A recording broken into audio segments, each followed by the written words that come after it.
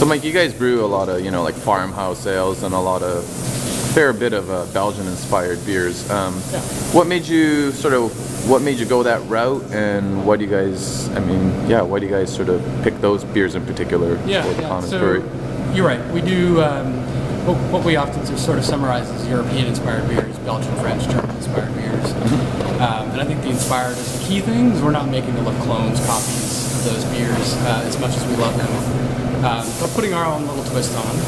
And it was a conscious decision to do that. We're right in the heart of the Northwest here, where there's a significant number of very well done Northwest ales. Pale, double IPA, stouts, porters, etc. And we just wanted to sort of take a slightly different pathway, and so went down this path of these sort of farmhouse, French, German-inspired beers, and we have a whole range from a straight farmhouse saison to some farmhouse ales with a Northwest twist, and then like a German Pils, stout, porter with our in-house yeast. So we're definitely playing around a little bit and sort of melding some of the Northwest ingredients and styles with those Belgian, French, and German inspirations. Cool.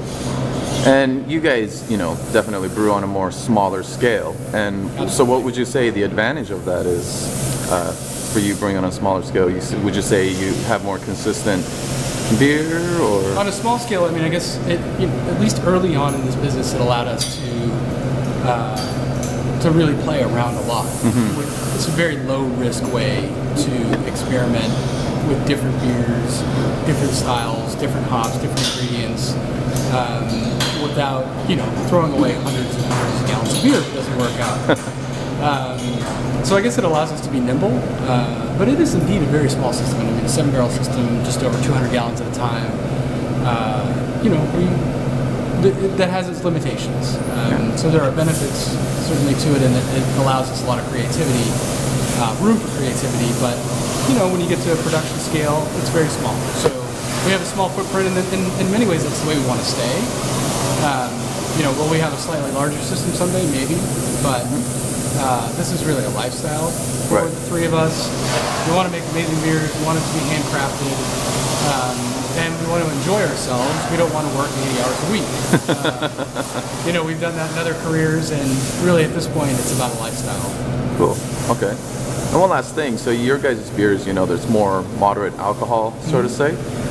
What made you sort of choose that route, or what keeps you continuing to make more, let's say, sessionable beers?